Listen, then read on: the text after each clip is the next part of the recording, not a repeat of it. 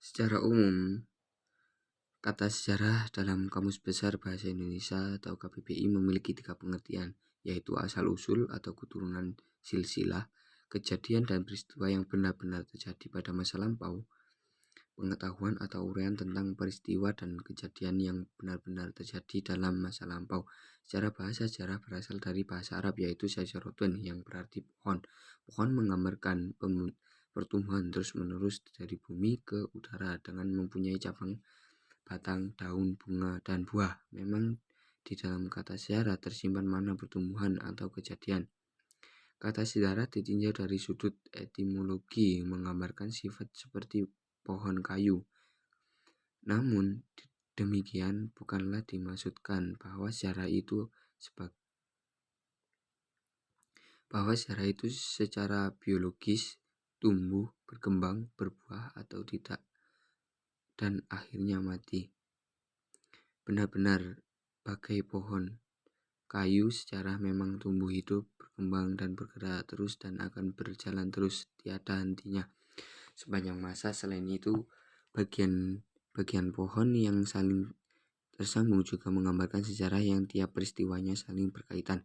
Sejarah mengandung pengajaran bagi manusia di masa sekarang ataupun yang akan datang. Dalam bahasa Arab, kata sejarah disebut tarikh. Adapun kata tarikh dalam bahasa Indonesia artinya waktu. Dalam bahasa Prancis, sejarah disebut sebagai history. Dalam bahasa Italia disebut storia. Dalam bahasa Jerman disebut Geschichte, yang berarti terjadi. Dan dalam bahasa Belanda dikenal sebagai Geschiedenis. Dalam bahasa Inggris, sejarah dikenal sebagai sebutan history. Istilah history berasal dari kata Belanda Yunani yaitu historia, yang berarti suatu pengetahuan tentang gejala-gejala alam, khususnya manusia yang bersifat kronologis. Sedangkan pengetahuan serupa tidak kronologis diistilahkan dengan sains.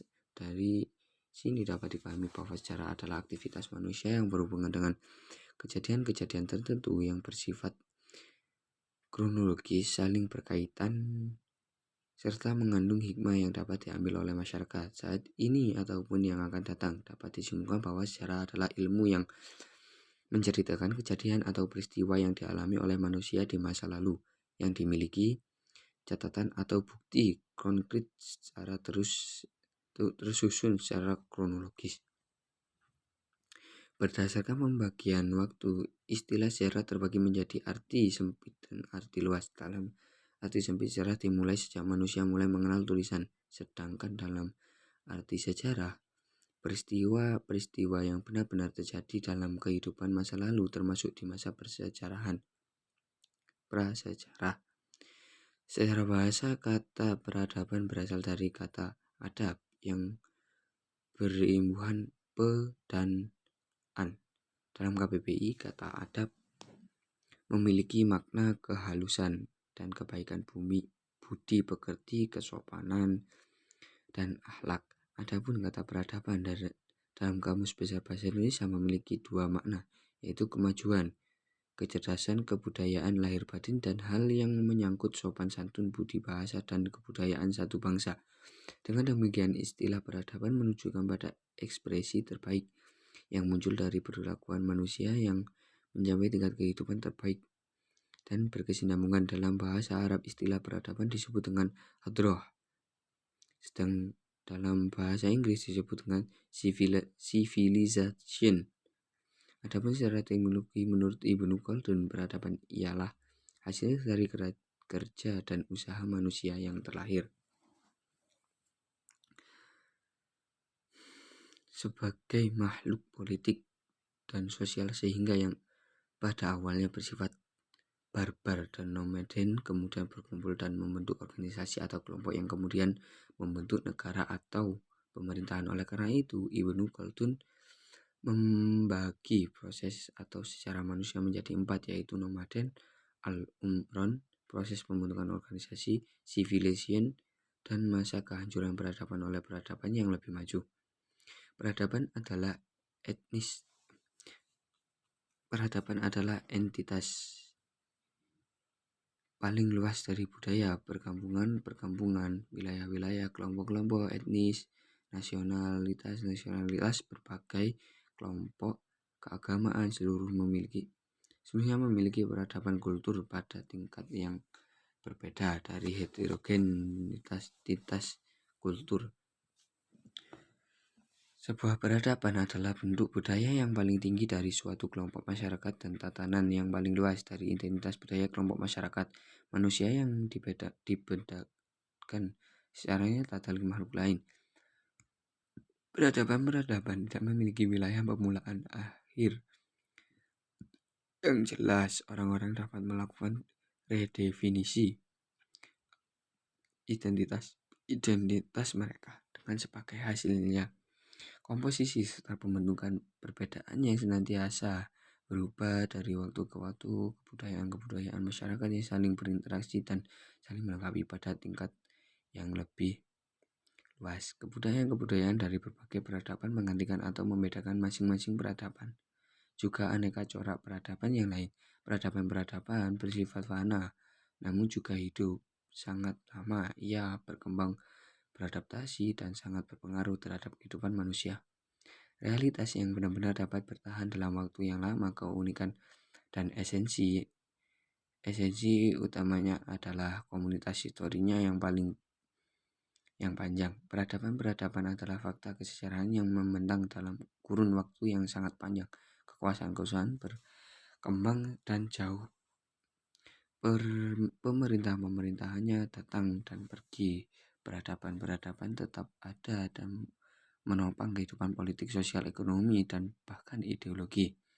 Pengertian Islam. Secara bahasa, kata Islam berasal dari kata salima yang artinya selamat. Dari kata tersebut terbentuk aslama yang memiliki arti menyerahkan diri atau tunduk dan patuh.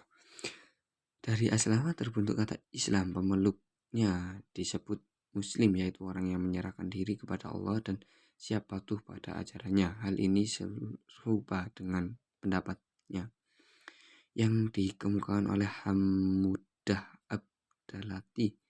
Ia menjelaskan bahwa kata Islam berakar pada kata Arab yang terdiri dari huruf Sin, Lam, Mim yang bermakna kedamaian, kesucian, penyerahan diri, dan ketundukan. Dari sini dapat dimaknakan bahwa Islam ialah penyerahan diri kepada kehendaknya Allah dan ketundukan atas hukumnya. Beberapa kata yang dalam bahasa Arab yang memiliki huruf dasar sama dengan Islam memiliki makna yang berkaitan dengan Islam, antara lain al-istislam, berserah diri, salim, suci, salam, selamat, ataupun secara terminologis. Islam merupakan agama yang berintikan tauhid atau keesaan Tuhan yang diturunkan oleh Allah SAW kepada Nabi Muhammad SAW sebagai Rasul terakhir dan berlaku bagi seluruh manusia dimanapun dan kapanpun, yang ajaran meliputi seluruh aspek kehidupan manusia. Dari penjelasan di atas, sejarah peradaban Islam dapat dimaknai sebagai hasil-hasil yang dicapai oleh umat Islam dalam lapangan kesusastraan, ilmu, pengetahuan, dan kesenian. Sejarah peradaban merupakan kemajuan politik kekuasaan Islam yang berperan melindungi pandangan hidup Islam, terutama dalam hubungan dengan ibadah-ibadah, penggunaan bahasa, dan kebiasaan hidup bermasyarakat. Dari definisi di atas dapat disimpulkan bahwa sejarah peradaban Islam adalah kemajuan dan tingkat kecerdasan akal yang dihasilkan atau hasil-hasil yang dicapai oleh umat Islam yang berperan melindungi pandangan hidup Islam dalam hubungan dengan ibadah-ibadah dan satuan periode kekuasaan Islam dimulai sekarang. Sebagai ilmu pengetahuan sejarah, peradaban Islam memiliki 3 sifat, yaitu objektif, logis, dan sistematis. Objektif ialah keadaan yang sebenarnya tanpa dipengaruhi pendapat atau pandangan pribadi. Setelah peradaban Islam memaparkan semua peristiwa berdasarkan fakta dan data-data ada yang sebenarnya tanpa ada yang memanipulasinya. Logis artinya sesuai dengan logika atau masuk akal. Sejarah peradaban Islam dapat diterima oleh akal. Sistematis adalah teratur menurut sistem. Sejarah peradaban Islam tersusun dengan baik. Sistemnya sesuai dengan periodisasi yang dikemukakan oleh Harun Nasution, yaitu terdiri dari masa klasik, masa pertengahan, masa modern,